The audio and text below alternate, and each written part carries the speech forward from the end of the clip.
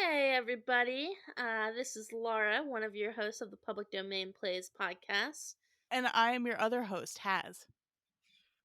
Yay! Yay! Today we are gathered here today to discuss The Cherry Orchard by Chekhov, which is the play that we just recorded. Oh, we don't have JR or Michael with us right now, or Alex. So we'll be missing our beautiful dramaturg today. But we do have the other lovely folks here, and I'm gonna make them say hi. Hello! Hi! Hey! Beautiful. And with that, we're gonna move into dramaturgy. Haz is gonna give it the best shot that he can while Alex is gone for today. So here we go. So The Cherry Orchard premiered on January 17th, 1904. It was Chekhov's last play, and it premiered in the Moscow Art Theater, directed by Stanislavski, who is famous for directing and acting kind of theory stuff. Stanislavski directed it as a tragedy, and Chekhov was not happy with that. He was like, this is obviously a comedy. I don't know what you're doing. Chekhov's wife played the mother in the play. Chekhov died only a few months after the premiere of The Cherry Orchard, which is very fierce of him. It has seen many international productions throughout the 20th century.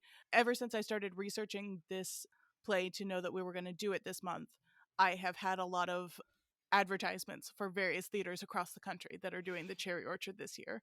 And they're like, oh, you want Cherry Orchard? Do you want to go to Binghamton, Montana or whatever to go see it? And I don't, but I appreciate the thought. Is Binghamton, Montana? No, I made that up. But it's because I couldn't think of where the actual places were. Alex gave us some historical context. The serfs were freed in 1861. The Bolshevik Revolution would not happen until 1917. And Russia was a rapidly changing country, which I'm sure has not changed. The other thing I do want to mention is that it is considered the first great expressionist play for its exaggerated nature, which is interesting to me. Going into what we cut, I did not cut a lot from this play today. It clocks in under 2 hours, and that's what we always try to strive for on the Public Domain Plays podcast. There were a couple of lines. There's a poem that the station master is supposed to be reading and no one is paying attention to. It's called The Magdalene, and it's by Tolstoy, but not that Tolstoy. And I was unable to find this poem at all, so we just cut it. The other things I cut were Charlotta, in the scene where she has a bunch of tricks, did a shawl trick that I, one, could not follow, even with the stage directions, and two, was definitely a visual thing. So I cut that. She has a couple other tricks in that scene, so I didn't think I needed it. And the third thing is there is a line. This one I wasn't sure about, but I did change it. There is a line where someone says, I believe it's Pishin, says I'm fagged out. Yeah. And I decided to go ahead and cut that. Not that I'm not gonna like bleep it when I just said it right now, but I did decide to change it. Among other things, that's not how we use that word anymore. And Haz does use that word with me on a daily basis, though. Like, every morning he texts me and he's like, Laura, guess what? Guess how I am. Okay, but like, that is kind of how I define my gender, is with that particular slur for queer men. So it is a word I use, but I don't think this was the appropriate time to use it in that context. Yeah. So I cut it. Okay, excellent. Moving on, we're going to go into our best and worst quotes sections. What lines do we really love from this play, and what lines do we possibly... We never really talk about the ones that we hate. I feel like someday somebody's going to have a line that they hate, and then I'll be glad that that's included in this. Well, in Cheating Cheaters, we had some lines that we loved and hated at the same time. Some lines we love to hate. I will start because my favorite line is obviously moo. Moo! Just the highlight. I forgot to give multiple takes for that, so you'll just have to go with the one impassioned moo. But I think really the highlight of my acting career lies within that single word. Yeah, and you know, that's probably gonna be like remain the highlight of your acting career, right? You know, like no matter what you go on to do, you'll be like. And as I win my Oscar, my favorite thing that I ever did was Moo with the Public Domain Plays podcast. I think that should be your entire Oscar speech. You just walk up to the stage, say Moo. That's it. Yeah. Oh, just the whole speech. Yeah, absolutely. I personally am the world's biggest fan of the I won the Cherry Orchard speech. That was half of the reason I asked for Lopakin in the first place. Not only because it's incredibly interesting for me to play like the capitalist, like capital B, capital C, the capitalist. And Lopakin's just a fascinating creature. But that speech in particular is so cool because I had actually never heard it spoken before in its entirety. My interaction with the Cherry Orchard is the Wilma Theater in Philadelphia's production of the Cherry Orchard, in which the main set fixture was a train board in reference to the proximity to the train station and the trains that are bringing the characters in and out. And for that speech, it was just Lopakin and Lubov Andreevna on stage. And she was sitting on stage weeping, and he was screaming. Like, just guttural screaming. And the text of the speech was written on the train board and was flipping through the speech as he just yelled and cried and, like, eventually ended up with just his head in her lap, just in hysterics. And it was one of the most moving moments in theater I've ever seen, because it's absurd, but it's just, it was so, like, primal. And I was so fascinated by it. So I love that speech in that moment. Oof, I have goosebumps. Oh my god. Yeah. It was wild. Well, we love what you did with the speech, Asa. Oh, shucks. Thank you. I appreciate it. I have two short ones. So a bit of backstory. I saw this play in high school as a theater major. And one of the things I remember about it was how boring it was. It was mostly boring. The stage was absolutely gorgeous. It had a huge cherry tree, blooming white, and like a lot of wooden furniture, heavy wooden furniture. That I remember well, and a few moments that made the audience laugh. One of them, which is my favorite, is actually translated differently in the one that I saw. So Lubov in the first act is one of the first interactions with Fears, says, "Thank you, dear old man. I'm so glad you're still with us." And in the version that I saw, it was, "Thank you, dear old man. I'm so glad you're still alive." I just remember that being so funny. I don't know I don't know why I remember it, but I remember it so well. And then I looked it up and I saw that that is one of the official translations in a different. Yeah. And another one that I love is Lopakin's, also in the first act. He says, right, this is how he prefaces this great plan that he's going to provide to everybody about selling the cherry orchard. He says, "I want to say something very pleasant, very delightful to you." And I think it's hilarious because, first of all, why would you say that? Second of all, it literally tumbles everything down afterwards. And I just think it's so funny and a little bit cute that he's like, "This is going to be so pleasant, so delightful." And then Y'all it's like, are gonna love this one. Just yeah. wait. And when you say that to someone before you're going to say something, it's like, So I have a couple of favorite moments or quotes, one of them obviously being Moo as well. I also really like, I believe it's Trofimov to Anya in, like, I'm not sure, but they're talking about like what they're going to do next. And he says, "All Russia is our orchard." And I really like that line. It's not as iconic or as funny as Moo, but it struck me very strongly. I'm also fond of when Anya's like, can you please stop chopping down the literal orchard while we're still here? We're leaving in like 10 minutes. Can you just wait a second? And he's like, yeah, that's fair. That's fair. Yeah. Okay. Well, and what happens like, is that then one of the men says, yeah, can you stop? And he's like, you're right, dude. And it's like, well, Anya's the one who told Drop you him to. up basically says, like, not cool, dude. I also really like Charlotta's bit with the baby, where it's ridiculous. And then she's like, I can't go on like this. I can't go on pretending to have a fake baby that I'm I don't know how to verb that. Yeah. When I saw the cherry orchard, Charlotte is a dog. So the first scene when they're all coming in from the train station, they literally went through a row of the audience with all their suitcases on their way down to the stage. Charlotte as a dog was on a leash, but the leash was like a rod of some kind, so she was just waving the dog all over the place. I love Charlotte is the best. She's a gun-toting butch lesbian, and no one can change my mind. And I'm in love with her. She deserves the world. And then my last favorite moment is Fears at the end. I mean, that is quite a final moment of the play. Yes.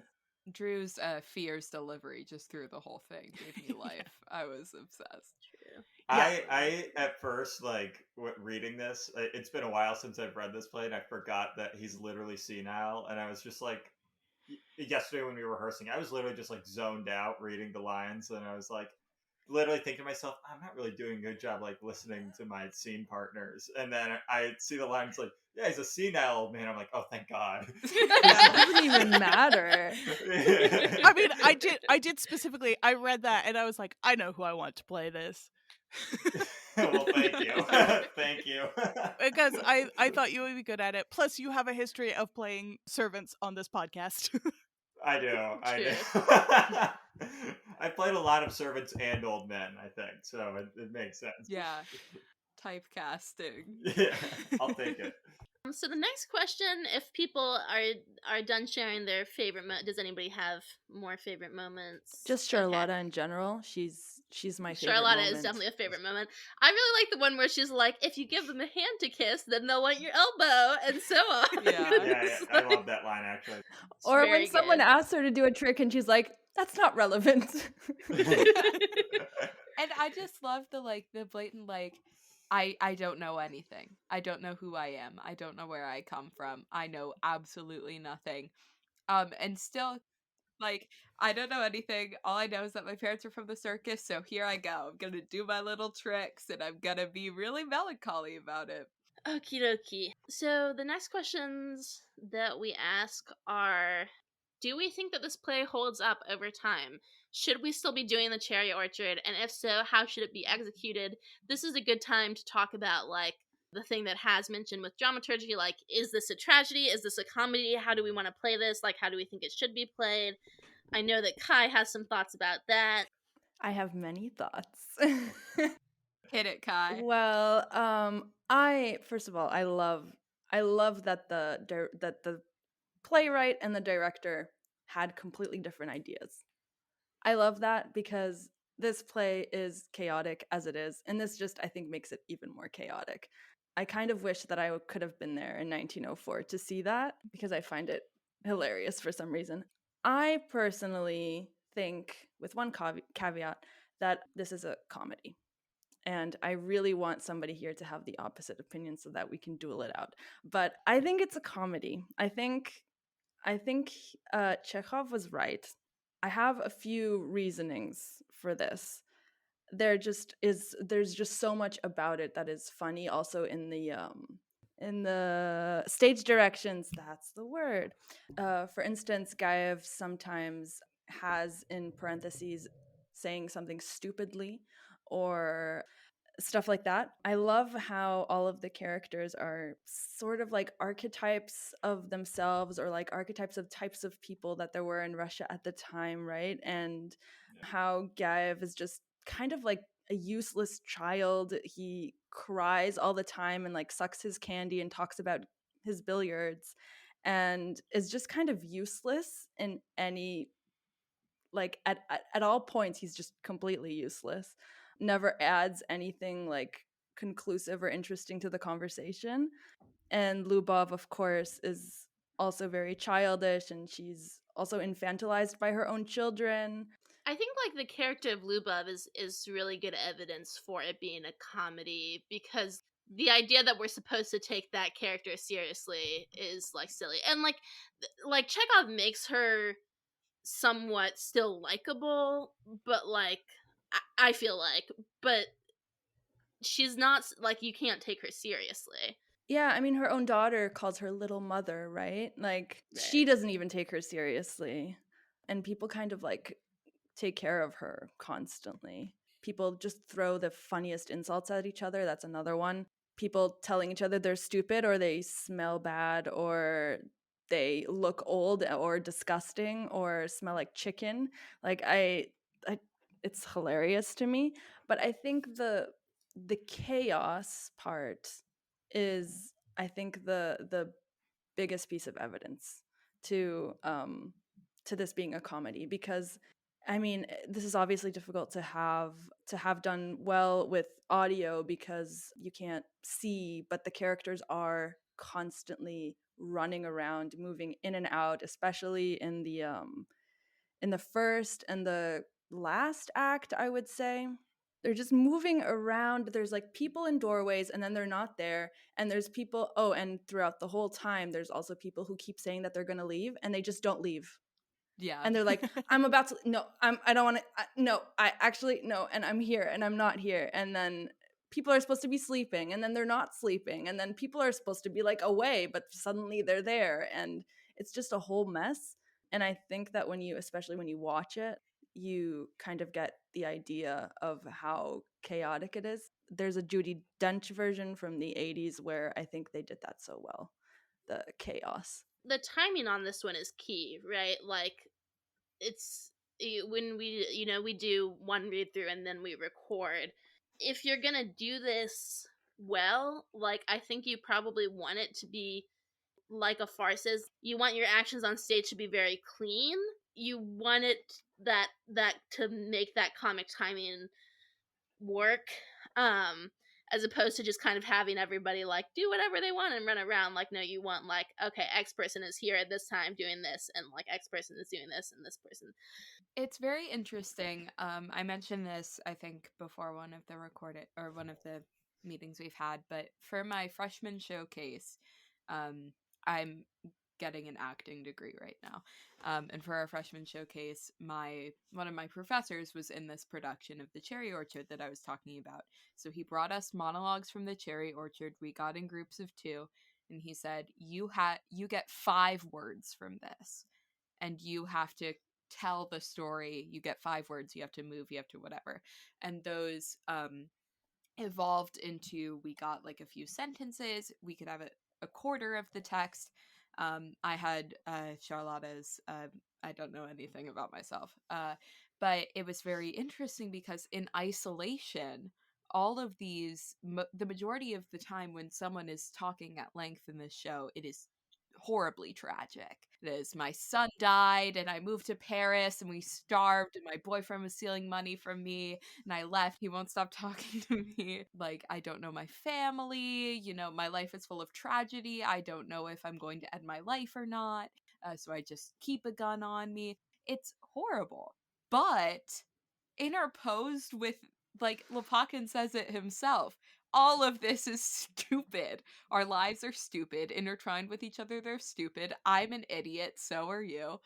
Chekhov does really well the interactions of groups of people en masse and how these small communities affect each other.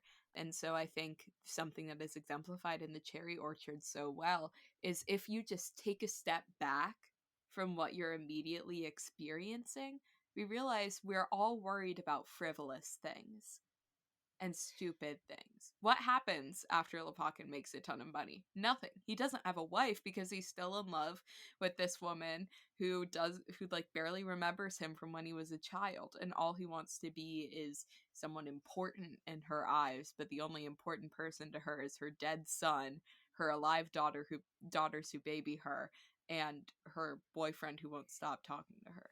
It's interesting because, yeah, there are like these big changes, but they don't seem all that changed. And something that a line that I think is interesting is when Gaev says to Lubov, after the cherry orchard has been sold, you seem lighter now. You seem happier. And she's like, yeah, I'm sleeping better. Like which goes to show, I guess, that the things that we think are going to have an impact on our lives don't always impact them the way that we think they're going to. And Chekhov seems to have a good understanding of that. That said, this is a Chekhov play, and there is a gun in it, and it doesn't go off. Yes. The first time because I was the one who picked this play, and I was reading it, and I was like, oh, there's a gun, and it's a Chekhov play, and then nothing happens with it. But there is the string breaking moment. Yes.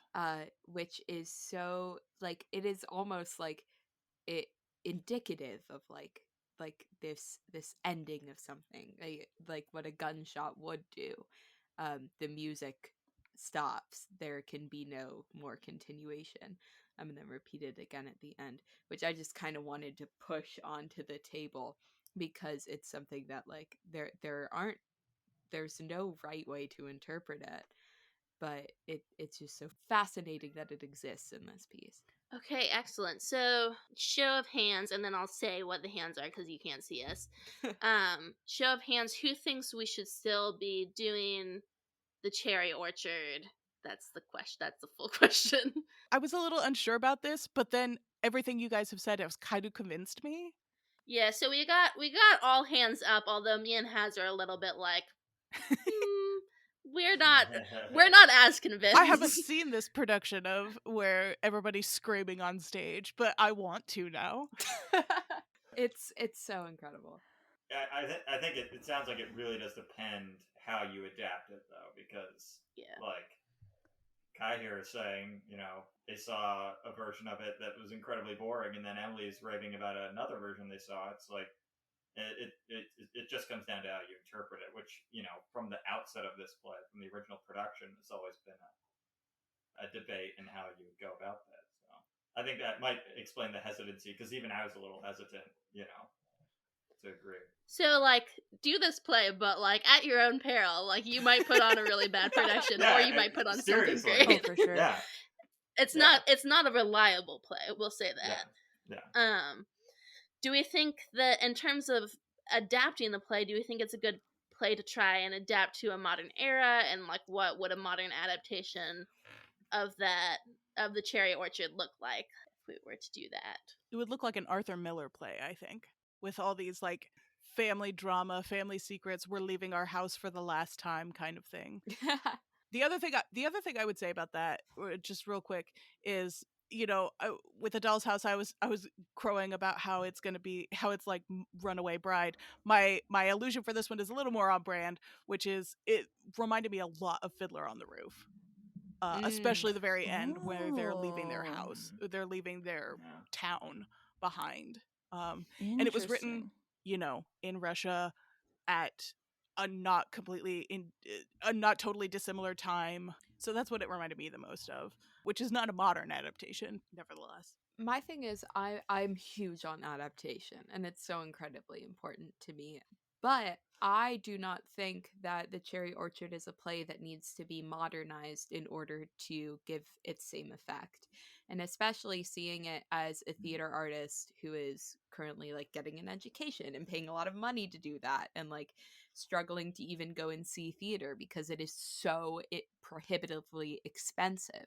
I'm sitting around with people who are like donors and like have season tickets to go to these really nice theaters and see these really important shows about class divides and wealth disparity, and realizing that they probably will not understand it in the way that I can and that other people can, and that there are people who the show would be important to who are not able to see it in the first place because they just don't have the resources to, because theater is made by people who are usually romanticized as being starving artists, and yet consumed by those who consider themselves better for giving money to the arts, and they feel better. Even Lepakin. I went and saw something very funny at the theater the other night. Look at how good I am for have gone indulged in this art form. I had something.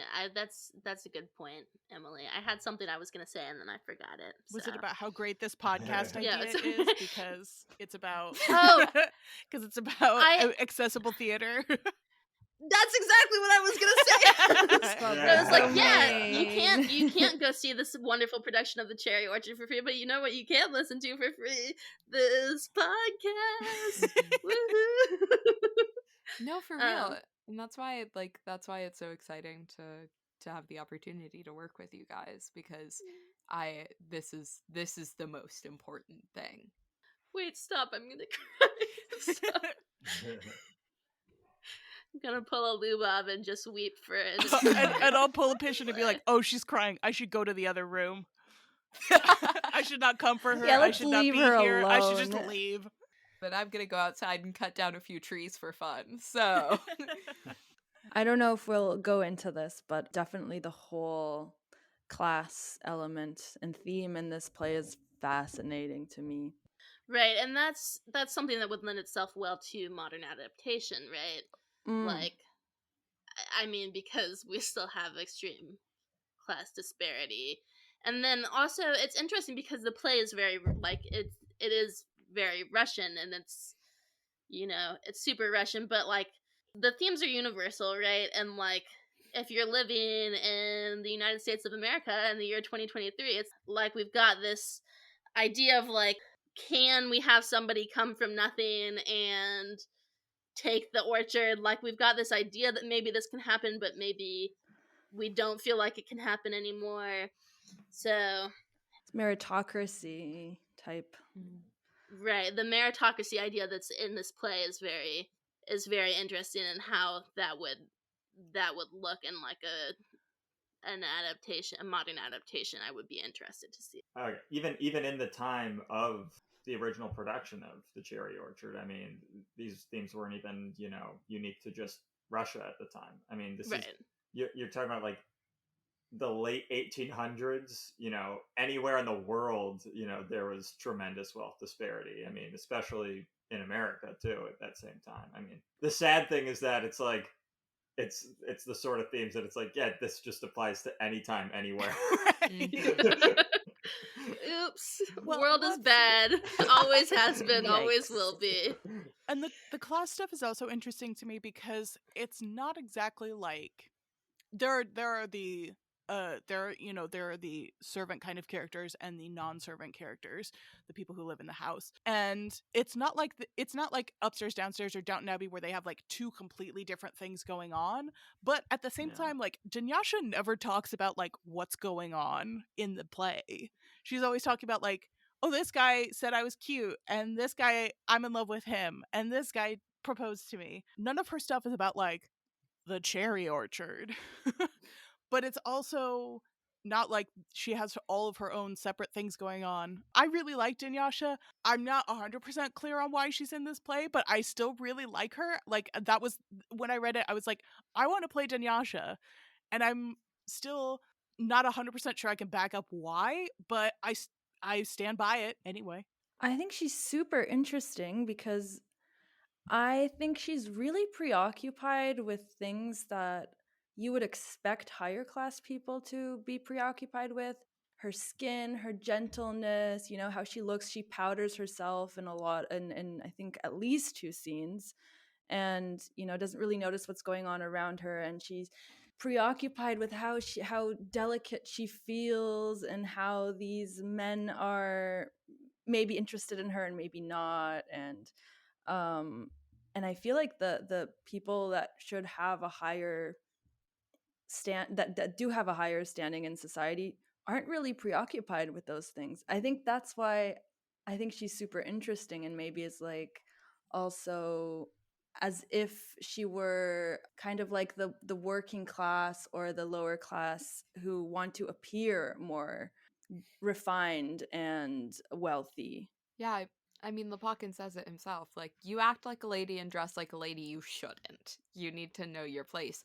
But she is experiencing love and relationships and complicated feelings and these new changes just like everyone else. And it doesn't matter the way she carries herself, she's still being affected by this, which I think is sort of her place, is this like this connection between what we recognize are two worlds. The other character that has the most obvious like class situation, I mean, there's Vario, who like has a lot of stuff that's interesting to me, but there's the tramp who comes along and it's just like, do you have any money? And then they give him money, and then like Varia is like screaming because Yeah. she's Mhm. terrified of an actual lower class person, because like Dunyasha doesn't have a lot of money, but she's working, she's got some, she's working for, you know, people of standing, and that's different than this poor lowly man who is begging on the street for money and terrifies the ladies among them. What you said earlier about the Downton Abbey and how there's no very distinct class line here, I think Fears actually touches on that when he basically talks about how he doesn't think very fondly about the emancipation because the roles just became really confusing. And Mhm. he doesn't understand, wait, where am I supposed to be? Where are they supposed to be? Like my father, that wasn't him, but somebody else said that his father wasn't even allowed in the kitchen. And now That- Fears just yeah. goes, yes, right. And Fears just goes wherever he wants, but he still feels as if he is and should be a slave. And it is and was, I mean, Russian slavery was a thing. It wasn't just serfdom is just a really nice way to kind of distance from it, but it was slavery, right? And yeah, I just really like how Fears is just genuinely perplexed and doesn't know like where to place himself, because he's also, you know, old at this point and things are changing too fast for him. Yeah, and then we have characters like Dunyasha and Epikhodov who are in the middle, right? Who are like, you know, Dunyasha who's like putting on these airs to maybe seem like she's a higher class than she is, and then Epikhodov who is like playing at the pool table, and they're like, wait, who said you could play at the pool table? It is kind of like confusion and chaos, but like, you know, is that a bad thing? You know, Fears thinks it is. The audience is sort of left to decide what we think. And there's just so many characters, and There's Mhm. so many a characters lot of in them this have play. like a somewhat similar amount of time. Like, I would be hard pressed to name a protagonist in this piece other than like everybody. Like, you could argue for Anya, you could argue for Lubov, but I don't know that I would necessarily. I like it that way. No one takes the focus entirely.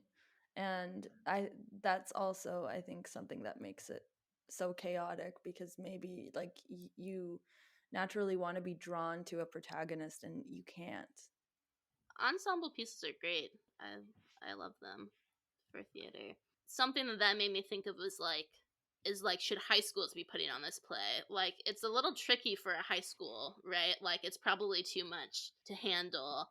But like something that's great about it is that you get a lot of different people who get a lot of stage time and get like interesting parts and pieces, which Right. like Yeah. sometimes a high school puts on a play that's just like one person doing a bunch of stuff, and it's like, okay, obviously you have like 12 high schoolers who really wanted to also be on stage, so like, why did you Yeah. do that?